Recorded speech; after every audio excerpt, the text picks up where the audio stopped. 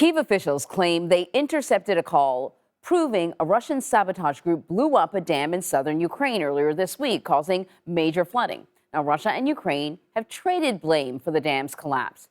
Meanwhile, Kyiv is accusing Moscow of shelling evacuation points at the flood-ravaged area in the Kherson region.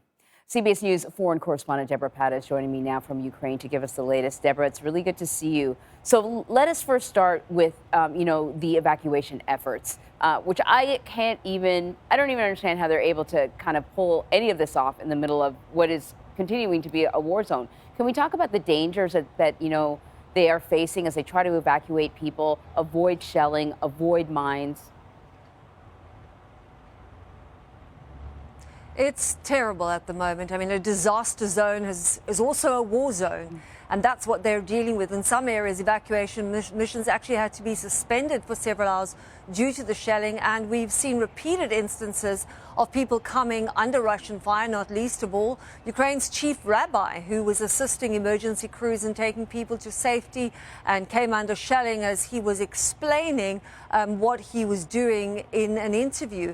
Also, some injured in the process, but generally evacuations are continuing despite these terrible dangers. It's a grim choice. Imagine you stay and you deal with rising floodwaters and submerged homes, or escape and risk being shelled. So it certainly has hampered those rescue operations, but they do continue as people need to get to dry land, Anne-Marie. And now we're seeing, some of the issues that you see whenever there is no clean water, standing water. The World Health Organization is warning of the risk of cholera, possibly a cholera outbreak in the affected areas.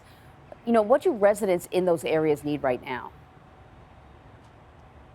Well, Anne-Marie, fresh drinking water remains really the immediate priority for tens of thousands of people who've been affected by the blowing up of this dam. And there's always a concern, as you correctly pointed out, with flooding of waterborne diseases. And then there are thousands more residents who've been displaced. So we'll have a lot more people whose homes have been destroyed, needing some kind of alternative shelter after the deluge of water that was unleashed with this explosion. I mean, this is already a region that has experienced so much misery. First, they were occupied by Russia. Then, after liberation, they've been constantly bombarded by Russian fire. And now this, and what you're seeing actually is anger everywhere. As one woman put it, they couldn't finish us off. Now Russia wants to drown us. Wow. So speaking of the fighting, turning to the front lines, Russia's army this morning has reported heavy fighting in the south and the east of Ukraine. What do we know about the latest ground movements?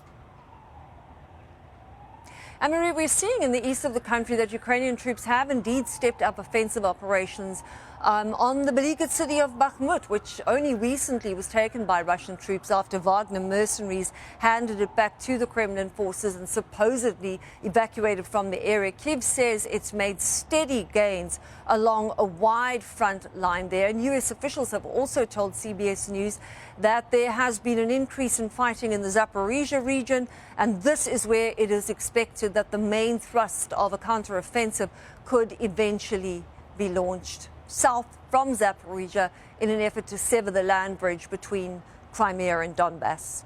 All right, Deborah, thank you very much.